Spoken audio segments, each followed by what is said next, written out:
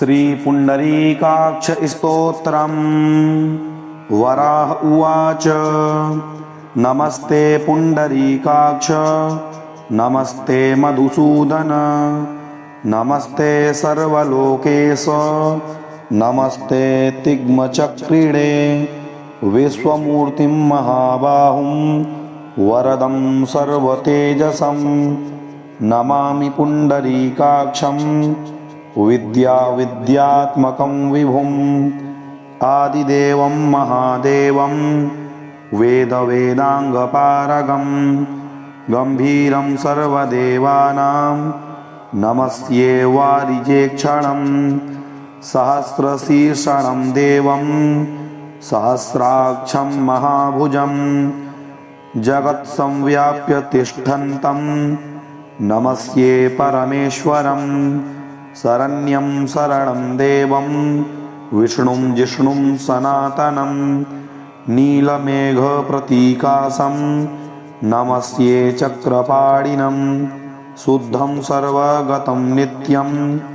व्योमरूपं सनातनं भावाभावविनिर्मुक्तं नमस्ये सर्वगं हरिं नान्यत् किञ्चित् प्रपश्यामि व्यतिरिक्तं त्वयाच्युत त्वन्मयं च प्रपश्यामि सर्वमेतच्चराचरम् इति श्रीपुण्डरीकाक्षस्तोत्रम्। श्रीपुण्डरीकाक्षस्तोत्रम्। वराह उवाच नमस्ते पुण्डरीकाक्ष नमस्ते मधुसूदन नमस्ते सर्वलोकेश नमस्ते तिग्मचक्रिणे विश्वमूर्तिं महाबाहुं वरदं सर्वतेजसं नमामि पुण्डरीकाक्षं विद्यात्मकं विभुम् आदिदेवं महादेवं वेदांगपारगं गम्भीरं सर्वदेवानां नमस्ये वारिजेक्षणं सहस्रशीर्षं देवं सहस्राक्षं महाभुजं जगत्संव्याप्य तिष्ठन्तं नमस्ये परमेश्वरं शरण्यं शरणं देवं विष्णुं जिष्णुं सनातनं नीलमेघप्रतीकासं नमस्ये चक्रपाणिनं शुद्धं सर्वगतं नित्यं व्योमरूपं सनातनं भावाभावविनिर्मुक्तं नमस्ये सर्वगं हरिं नान्यत् किञ्चित् प्रपश्यामि व्यतिरिक्तं त्वयाच्युत त्वन्मयं च प्रपश्यामि सर्वमेतच्चराचरम् इति श्रीपुण्डरीकाक्षस्तोत्रम्। श्रीपुण्डरीकाक्षस्तोत्रम्। वराह उवाच नमस्ते पुण्डरीकाक्ष नमस्ते मधुसूदन नमस्ते सर्वलोकेश नमस्ते तिग्मचक्रिणे विश्वमूर्तिं महाबाहुं वरदं सर्वतेजसं नमामि पुण्डरीकाक्षं विद्यात्मकं विभुम् आदिदेवं महादेवं वेदांगपारगं गम्भीरं सर्वदेवानां नमस्ये वारिजेक्षणं सहस्रशीर्षं देवं सहस्राक्षं महाभुजं जगत्संव्याप्य तिष्ठन्तं नमस्ये परमेश्वरं शरण्यं शरणं देवं विष्णुं जिष्णुं सनातनं नीलमेघप्रतीकासं नमस्ये चक्रपाणिनं शुद्धं सर्वगतं नित्यं व्योमरूपं सनातनं भावाभावविनिर्मुक्तं नमस्ये सर्वगं हरिं नान्यत् किञ्चित् प्रपश्यामि व्यतिरिक्तं त्वयाच्युत त्वन्मयं च प्रपश्यामि सर्वमेतच्चराचरम् इति श्रीपुण्डरीकाक्षस्तोत्रम्। श्रीपुण्डरीकाक्षस्तोत्रम्। वराह उवाच नमस्ते पुण्डरीकाक्ष नमस्ते मधुसूदन नमस्ते सर्वलोकेश नमस्ते तिग्मचक्रिणे विश्वमूर्तिं महाबाहुं वरदं सर्वतेजसं नमामि पुण्डरीकाक्षं विद्याविद्यात्मकं विभुम् आदिदेवं महादेवं वेदवेदाङ्गपारगं गम्भीरं सर्वदेवानां नमस्ये वारिजेक्षणं सहस्रशीर्षणं देवं सहस्राक्षं महाभुजं जगत्संव्याप्य तिष्ठन्तं नमस्ये परमेश्वरं शरण्यं शरणं देवं विष्णुं जिष्णुं सनातनं नीलमेघप्रतीकासं नमस्ये चक्रपाणिनं शुद्धं सर्वगतं नित्यं व्योमरूपं सनातनं भावाभावविनिर्मुक्तं नमस्ये सर्वगं हरिं नान्यत्किञ्चित् प्रपश्यामि व्यतिरिक्तं त्वयाच्युत त्वन्मयं च प्रपश्यामि सर्वमेतच्चराचरम् इति श्रीपुण्डरीकाक्षस्तोत्रम्। श्रीपुण्डरीकाक्षस्तोत्रम्। वराह उवाच नमस्ते पुण्डरीकाक्ष नमस्ते मधुसूदन नमस्ते सर्वलोकेश नमस्ते तिग्मचक्रिणे विश्वमूर्तिं महाबाहुं वरदं सर्वतेजसं नमामि पुण्डरीकाक्षं विद्याविद्यात्मकं विभुम् आदिदेवं महादेवं वेदवेदाङ्गपारगं गम्भीरं सर्वदेवानां नमस्ये वारिजेक्षणं सहस्रशीर्षणं देवं सहस्राक्षं महाभुजं जगत्संव्याप्य तिष्ठन्तं नमस्ये परमेश्वरं शरण्यं शरणं देवं विष्णुं जिष्णुं सनातनं नीलमेघप्रतीकासं नमस्ये चक्रपाणिनं शुद्धं सर्वगतं नित्यं व्योमरूपं सनातनं भावाभावविनिर्मुक्तं नमस्ये सर्वगं हरिं नान्यत्किञ्चित् प्रपश्यामि व्यतिरिक्तं त्वयाच्युत त्वन्मयं च प्रपश्यामि सर्वमेतच्चराचरम् इति श्रीपुण्डरीकाक्षस्तोत्रम्। श्रीपुण्डरीकाक्षस्तोत्रम्। वराह उवाच नमस्ते पुण्डरीकाक्ष नमस्ते मधुसूदन नमस्ते सर्वलोकेश नमस्ते तिग्मचक्रिणे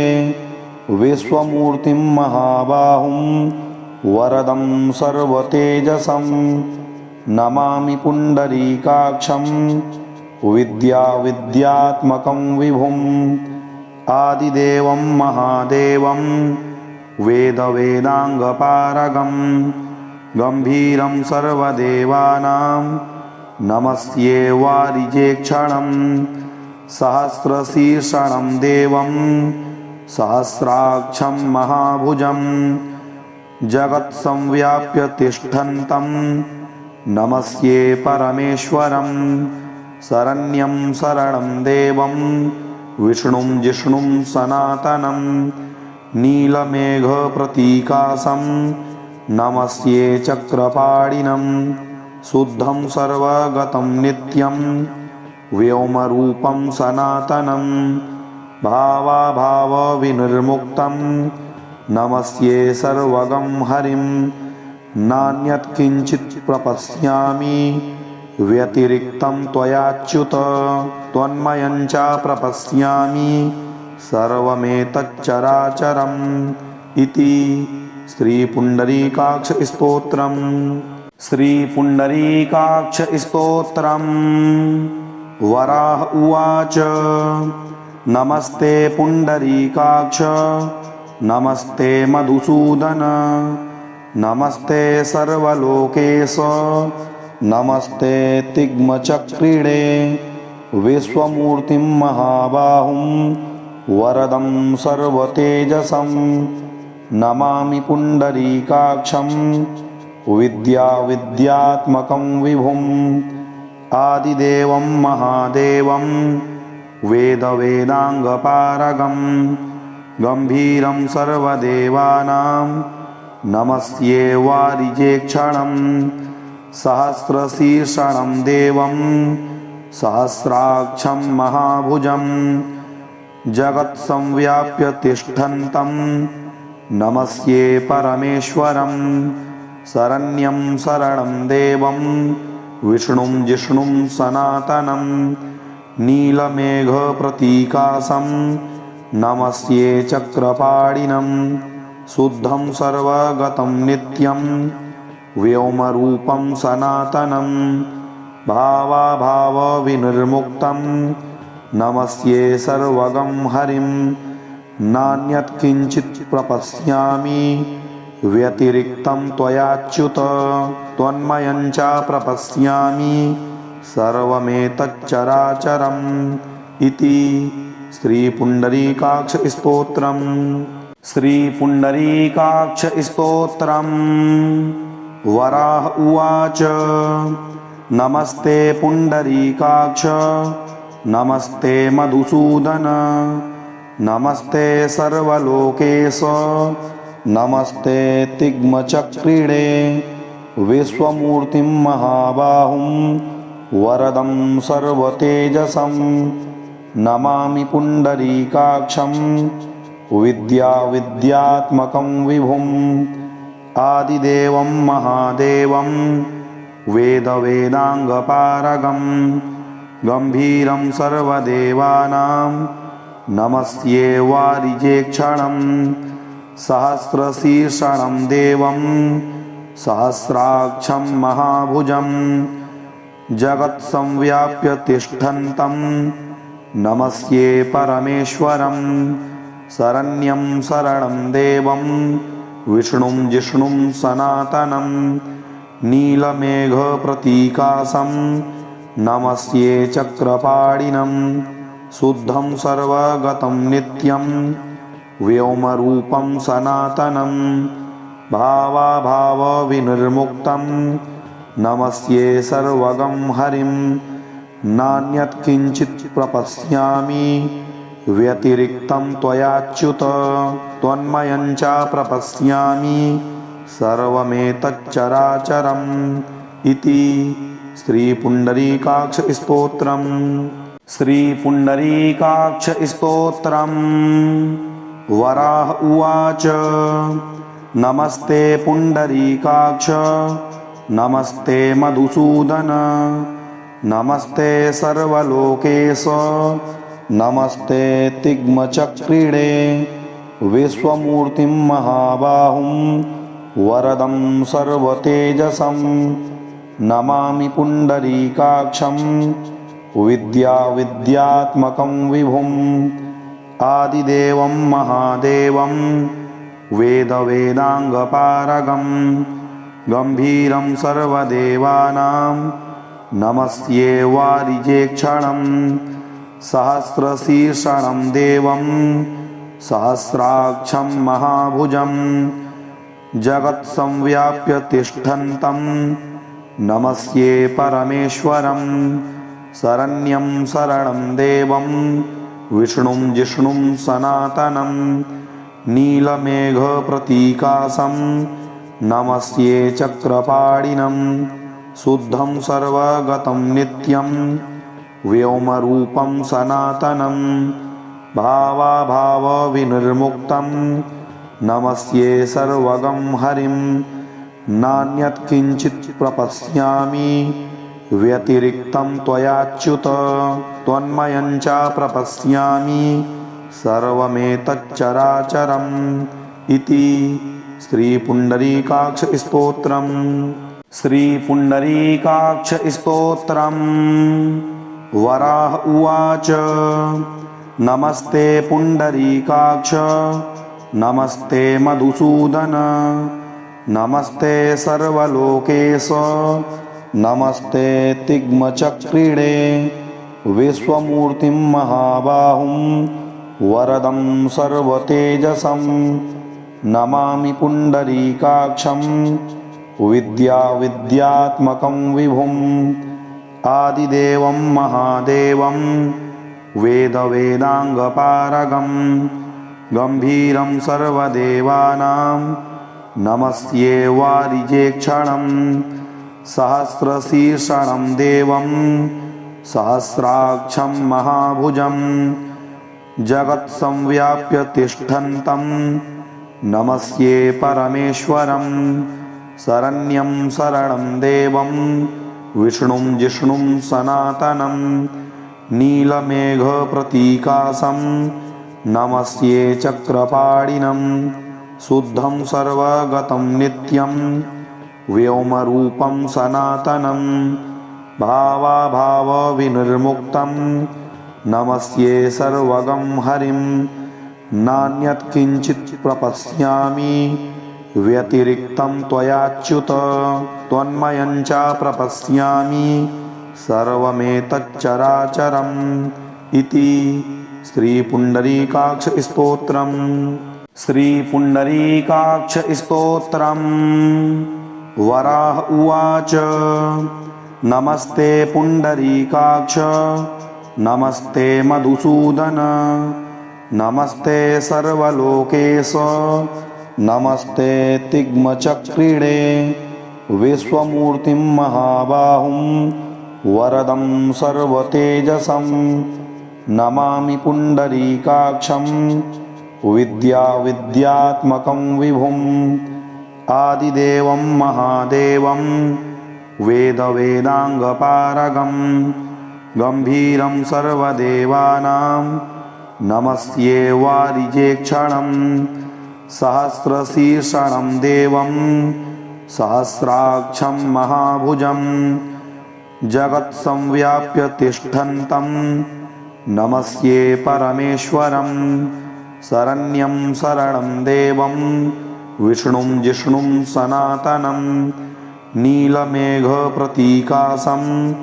नमस्ये चक्रपाणिनं शुद्धं सर्वगतं नित्यं व्योमरूपं सनातनं भावाभावविनिर्मुक्तं नमस्ये सर्वगं हरिं नान्यत् किञ्चित् प्रपश्यामि व्यतिरिक्तं त्वयाच्युत त्वन्मयं च प्रपश्यामि सर्वमेतच्चराचरम् इति श्रीपुण्डरीकाक्षस्तोत्रम् श्रीपुण्डरीकाक्षस्तोत्रम् वराह उवाच नमस्ते पुण्डरीकाक्ष नमस्ते मधुसूदन नमस्ते सर्वलोकेश नमस्ते तिग्मचक्रीडे विश्वमूर्तिं महाबाहुं वरदं सर्वतेजसं नमामि पुण्डरीकाक्षं विद्याविद्यात्मकं विभुम् आदिदेवं महादेवं वेदवेदाङ्गपारगं गम्भीरं सर्वदेवानां नमस्ये वारिजेक्षणं सहस्रशीर्षणं देवं सहस्राक्षं महाभुजं जगत्संव्याप्य तिष्ठन्तं नमस्ये परमेश्वरं शरण्यं शरणं देवं विष्णुं जिष्णुं सनातनं नीलमेघप्रतीकासं नमस्ये चक्रपाणिनं शुद्धं सर्वगतं नित्यं व्योमरूपं सनातनं भावाभावविनिर्मुक्तं नमस्ये सर्वगं हरिं नान्यत् किञ्चित् प्रपश्यामि व्यतिरिक्तं त्वयाच्युत त्वन्मयं च प्रपश्यामि सर्वमेतच्चराचरम् इति श्रीपुण्डरीकाक्षस्तोत्रम् जो साधक इस पुंडरीकाक्ष स्तोत्र का नित्य पाठ करता है, भगवान पुंडरीकाक्ष उसके ऊपर प्रसन्न होते हैं और विद्या, बुद्धि तथा धन, ऐश्वर्य, लक्ष्मी आदि प्रदान करते हैं। इसलिए पूरा वीडियो देखने के लिए धन्यवाद। यदि चैनल में नए हैं तो चैनल को सब्सक्राइब अवश्य कर लें, साथ ही बेल आइकन प्रेस करें एवं कमेंट बॉक्स में अपनी राय अवश्य दें। मिलते हैं अगली वीडियो में, तब तक के लिए जय श्री कृष्ण, जय श्री राधे।